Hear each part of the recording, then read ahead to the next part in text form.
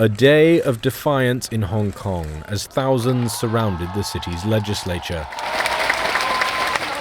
Lawmakers were scheduled to continue debate on the government's proposed extradition bill that could open the door for fugitives to be transferred to mainland China.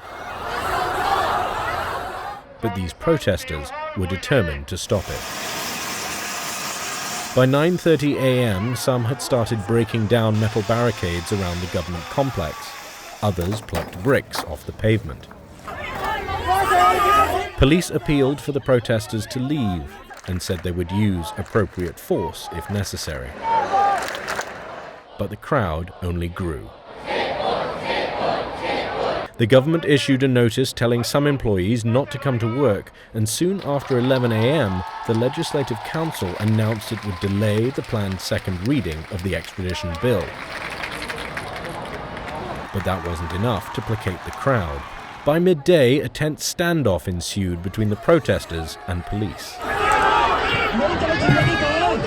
Even amid rain showers, the demonstrators showed no signs of backing down. Volunteers began distributing food and water. Protesters began calling for donations of helmets, cling film, long umbrellas, and masks. Banners flung over an overpass called for Hong Kong Chief Executive Carrie Lam to step down and for the government to withdraw the extradition bill. As lunch hour came to an end, the roads were still flooded with demonstrators. Opposition leaders began speaking out against the bill from a stage set up nearby. Then, at 3:30 p.m., tensions came to a head.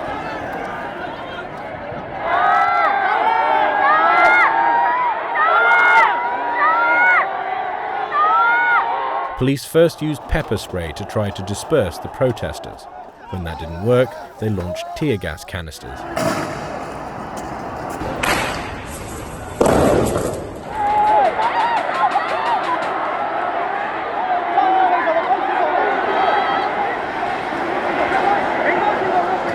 Hong Kong's police chief called the protest a riot, a declaration not even made during the Occupy Central demonstrations in 2014.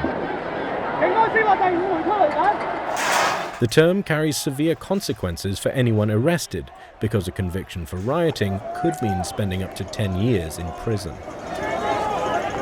As the sun began to set, the crowd thinned, and the Legislative Council officially announced that debate on the extradition bill would not be held on this day. You're hurting our children!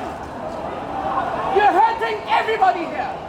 But in a pre-recorded interview, aired in prime time on local television, Carrie Lam emotionally said she did not sell out her fellow Hong Kongers. Nevertheless, she insisted she will not withdraw the bill. No legislative matter has faced as much opposition in Hong Kong since the government's proposal to bring in anti-sedition laws in 2003. Back then, 500,000 protesters took to the streets and managed to get the government to shelve its plans.